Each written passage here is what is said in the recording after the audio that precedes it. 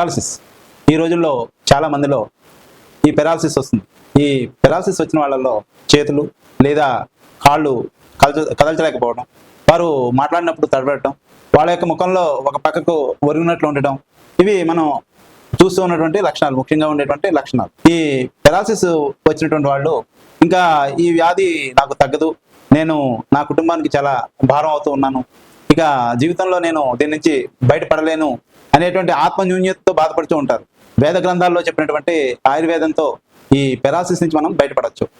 మన వైద్య వెల్నెస్ సెంటర్లో ఆయుర్వేద పద్ధతులతో నాడీ వ్యవస్థను ఉత్తేజితం చేసి ఆక్యుపంచర్, డీప్ టిష్యూ మసాజ్ మరియు మర్మ చికిత్స లాంటి అద్భుతమైన ప్రక్రియలతో శరీరాన్ని మరలా చురుగ్గా చేస్తాం.